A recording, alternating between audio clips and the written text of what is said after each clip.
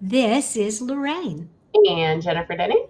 And how often do you get a text message from Joe or Bob or Mary and it sounds genuine and human and you wonder, are they a real person?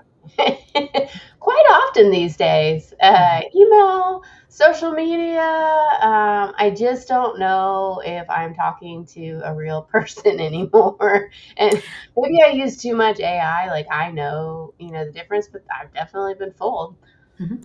Absolutely. And I think one of the things that we're seeing, and it's taken a long time for the pendulum to swing, but I remember like in 2014, it was such a big deal to have online chat groups and Facebook groups and online networks as a way of connecting and meeting new people Yeah, because it was different. yeah, And it was a great way to supplement what you were doing in real life. But somewhere along the way, it became how we connected. And then we've overlaid all this AI stuff. And I think there's, and I know you do too, this interest in maybe the pendulum swinging back a little bit more to real people in the real world.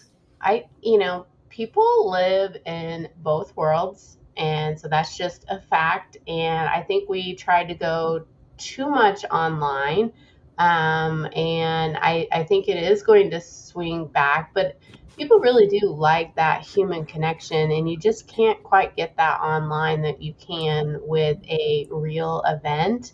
And when you're trying to form like business relationships, you're talking to someone online, and it's just like I don't know who this person really is, but you meet them in person, and you're like, oh, okay, now I get it. Absolutely. And I don't think it's an either or. I think Yeah, that's the mistake that a lot of people make is they think, well, I have to be all in on one or all in on the other. And instead, the ability to go to a networking event, meet some people, connect with them on LinkedIn, exchange some conversations, look to see them again in real life is probably the most productive way to build high quality relationships. well, trust is built offline but validated online. I like that. You should turn that into a bumper sticker. Well, you go meet somebody and you're not sure, and then you go look them up online, and you're like, okay, and you get a better idea. It's not like you can walk around offline like, oh yeah, I got this, and that. Like, you don't want to be that person, but Mm. yeah, No, but you know, the other thing that I really like about when you meet someone in real life, you have these little side conversations and these little jokes, and then you go back online. And so now you're commenting on each other's content. And what I find is the people I know best, I can hmm be a little bit snarky, I can be funny, I I can be know, I can be more me. And yeah. so the conversations online are more interesting and then other people get attracted to it. They get a sense of who I am. Yeah, you just Where try to be cold, like snarky online, then it might not go so well. no, but you know, like if you say something, I can say something funny back to you in a way that I wouldn't to somebody that don't really know. Right. And so that very human level of the conversation hmm attracts other people. They're like, oh, she's real. She's Yeah. authentic. Yeah. I want to know what else she has to say. Yeah. Yeah. I mean, I think there's things, you should do both. You should measure both. Like, how many events am I meeting? How many people am I connecting with? Those kind of things. And then, of course, we've talked about online, like what to track there, Mhm. purpose. So, things you're doing offline, bring that video camera. You know? Absolutely. Takes even just take selfies, take photos, show people that you're actually out in the real world. Some of my favorite posts on LinkedIn are people who have gone to events and they're taking pictures of the people they're hanging with. And I'm like, oh, I know her and I know him. And gosh, I wish I'd been at that event. Yeah. Oh, I didn't know that they know each other. Oh, okay. Well, there's a connection. Like, and start engaging with conversations. Like, how do you guys know each other? Like, That or, oh, Jen knows Marcia. I want to meet Marcia. Hey, Jen, I noticed you had lunch with Marcia. yeah, Can you hook me up? And it's not just a, hey, I noticed this name was in your contact list, but you're really hanging out with them. You really have a connection. yeah. QR codes all over the place so that people can go from the online to the offline, leading them to certain places. Like, you use QR codes like a boss. Absolutely. But don't put them on your clothes. Don't. And ladies, please don't put them on your chest. Can you imagine?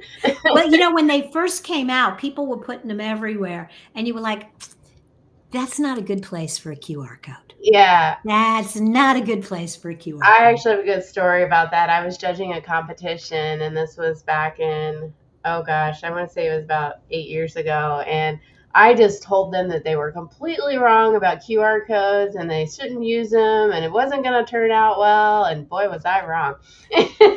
But they were Well, so upset about that. part of it is the rollout was kind of bumpy. People really didn't understand what they were for, how they really worked. Mhm. Don't put it on the side of a subway car. Right. No, no.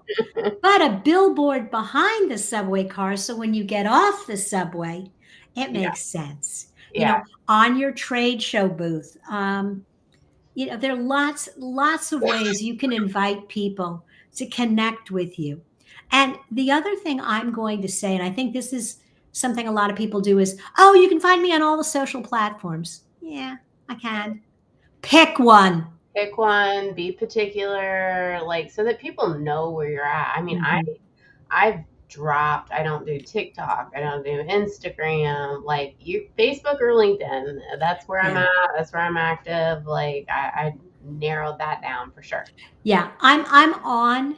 I'm on all the platforms, sort of, kind of, nah, not really. LinkedIn and Instagram for my pictures, and that's it.